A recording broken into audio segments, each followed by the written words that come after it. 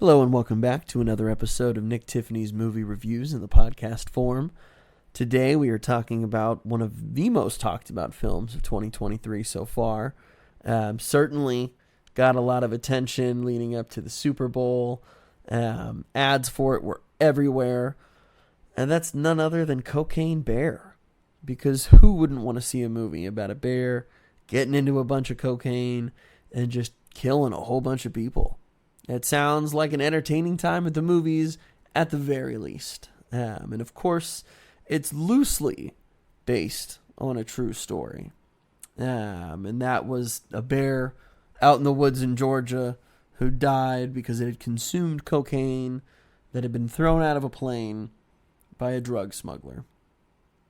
And that's kind of where the story starts for us, actually.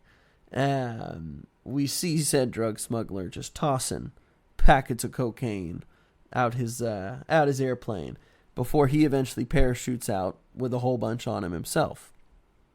Now, he didn't make it out alive, and that coke got lost somewhere in the mountains in Georgia. But he ended up almost in Tennessee, close to Knoxville. So our story begins with David, played by O'Shea Jackson Jr., a.k.a. Ice Cube's son, and Eddie, played by Alden Ehrenreich. I always mispronounce his name, but you may know him from Solo, the Han Solo movie. Both of them work for Eddie's dad, Sid, played by Ray Liotta. You know, he's on the hook for this coke. They need to go out to the mountains to get it, because it's going to be bad for all of them if that doesn't happen. And meanwhile, you've also got Carrie Russell playing the role of Sari, who's the mother of Dee Dee, played by Brooklyn Prince. Dee Dee, all she wants to do is get out into the woods and get up into the mountains to go find these falls to paint. Of course, her mother is too busy. There's other things going on. So when her mother leaves, Dee Dee and her friend Henry, played by Christian Convery, they decide to play hooky from school. And they're going to go to the falls themselves. Because what could really happen out there in the woods? And then you've got another converging story, where you've got a ranger, Ranger Liz, played greatly by Margot Martindale, who's entertaining a male forest wildlife guest played by Jesse Tyler Ferguson. And then there's some teenage kids who are vandalizing and attacking hikers. You know, there's a lot of moving pieces actually going on for a movie about a cocaine bear. And the interesting thing about this movie is sometimes how simple it is and how effectively it works when it stays simple. And then sometimes it does benefit a little bit from having a somewhat convoluted plot. It's kind of curious because the moments where there's tons of exposition and there's a little too much plot, you're just thinking, shouldn't the bear just be killing people right now? Isn't that what this is supposed to be for a 90-minute movie, which does go pretty quickly? Weirdly, it kind of does feel bogged down a little bit by the story. There's genuinely some awesome kills that the bear completes in its rampage.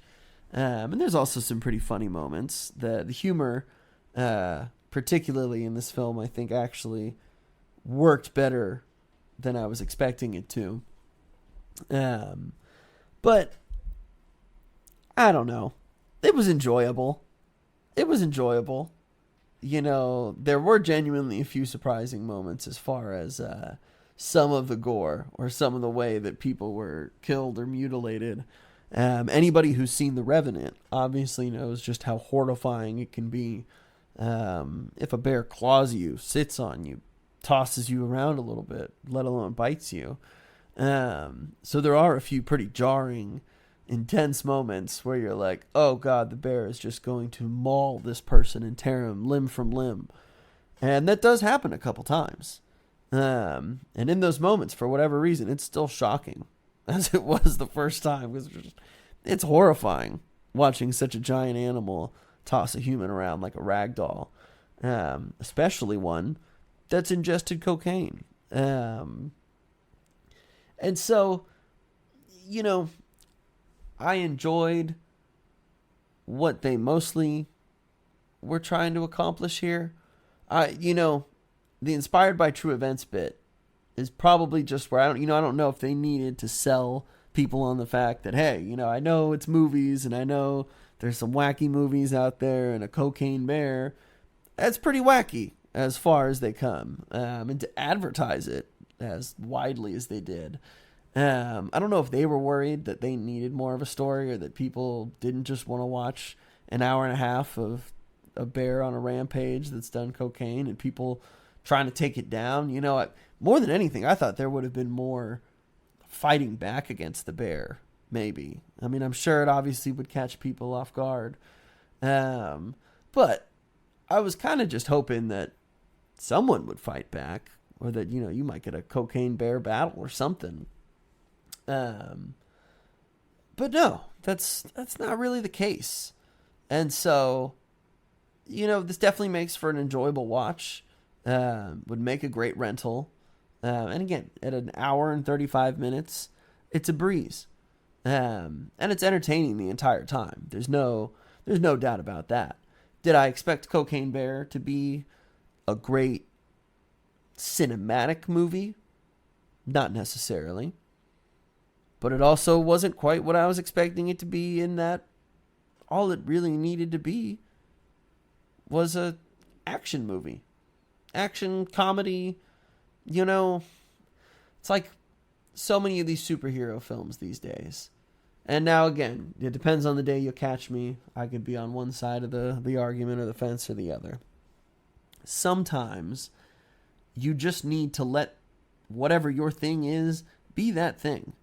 Whether that's superhero movies saying, hey, admittedly, these characters are weird. So there's just going to be weird things that the general audience might say, yeah, I don't get what the point of Blorgnob was for, but he's from the comics. He's from that's part of the world, And, because people always complain. All the Snyder movies, DC movies, they're too serious. They're too realistic. They're too modern. They're not excitable. They're not fun. They're not goofy. They're not loose like a lot of these comics are. And so everyone on every side always has something to complain about. There's always a problem with too much or too little. And so I don't want to complain too much about a movie called Cocaine Bear, because really there's not much to complain about. It was an entertaining time. It's another one of those, you can watch it on Peacock, of course. Peacock starting off with the early thriller horror movies of the year with those streaming rights. And I'm pretty sure they've got Scream as well, or will have Scream at some point. But no, Elizabeth Banks directed this movie, which was somewhat surprising. Obviously, we know her from anything from 40-Year-Old Virgin, the Spider-Man movies, Zack and Miri Make a Porno, The Hunger Games, Love and Mercy, which is a personal favorite of mine, Pitch Perfect films. And this obviously isn't her first time directing either. She had just done the recent Charlie's Angels reboot in 2019. She directed Pitch Perfect 2. So, this seemed like, I don't know. There wasn't so much room for directorial flair here. Perhaps it didn't feel like it was like, this was clearly an Elizabeth Banks film. And Jimmy Warden, who wrote the movie, was only in the previous credit. He wrote The Babysitter Killer Queen for Netflix, McG.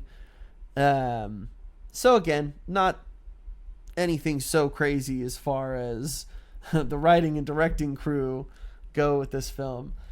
But again, you're not watching Cocaine Bear for the story, which apparently maybe they thought you were a little bit. Because again, I just think there's a little too much story here and not enough killing. But that's just me. Again, you're going to have a great time with this movie if you see it. It's absurd, and at the end of the day, that is largely what it was meant to be.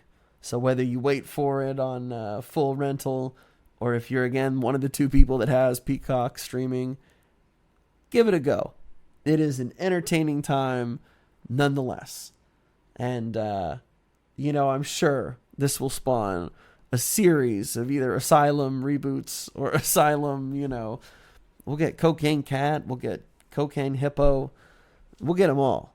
The list is endless. And if Hollywood tells us anything, if it makes money, and even if it doesn't sometimes, we'll give you another one until you can't take it anymore. So expect to see more cocaine animals in our future. But maybe next time I'll come at you with something a little more filmic and scholarly. But not today. Thanks again for listening, guys.